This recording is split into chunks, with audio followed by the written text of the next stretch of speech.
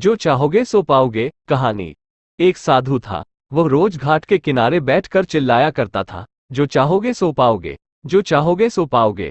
बहुत से लोग वहां से गुजरते थे पर कोई भी उसकी बात पर ध्यान नहीं देता था और सब उसे एक पागल आदमी समझते थे। एक दिन एक युवक वहां से गुजरा और उसने उस साधु की आवाज सुनी, जो चाहोगे सो पाओगे, जो चाहोगे सो पाओगे, और आवाज सुनते ही उसके पास चला गया। उसने साधु से पूछा, महाराज आप बोल रहे थे कि जो चाहोगे सो पाओगे, तो क्या आप मुझको वो दे सकते हो जो मैं जो चाहता हूँ? साधु उसकी बात को सुनकर बोला, हाँ बेटा, तुम जो कुछ भी चाहता है मैं उसे जरूर दूंगा, बस तुम्हें मेरी बात माननी होगी। लेकिन पहले ये तो बताओ कि तुम्हें आखिर चाहिए क्या?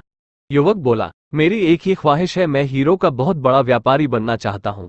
साधु बोला, कोई बात नहीं, मैं तुम्हें एक हीरा और एक मोती देता हूँ, उससे तुम जितने भी हीरे मोती बनाना चाहोगे बना पाओगे।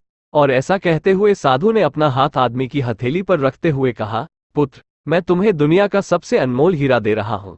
लोग इसे समय कहते हैं। इसे तेजी से अपनी मुट्ठी में पकड़ लो और इसे कभी मत गंवाना। तुम इससे जितने चाहो उतने हीरे बना सकते हो। युवक अभी कुछ सोच ही रहा था कि साधु उसका दूसरी हथेली पकड़ते हुए बोला, पुत्र, इसे पकड़ो, ये दुनिया का सबसे कीमती मोती है। लोग इसे धैर्य कहते हैं। जब कभी समय देने के बावजूद परिणाम ना मिले तो इस कीमती मोती को धारण कर लेना। याद रखन, जिसके पास यह मोती है वो दुनिया में कुछ भी प्राप्त कर सकता है।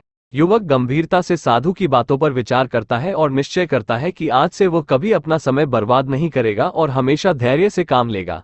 और ऐसा सोचकर वो हीरो के एक बहुत बड़े व्यापारी के यहाँ काम शुरू करता है और अपने मेहनत और ईमानदारी के बल पर एक दिन खुद भी हीरो का बहुत बड़ा व्यापारी बनता है।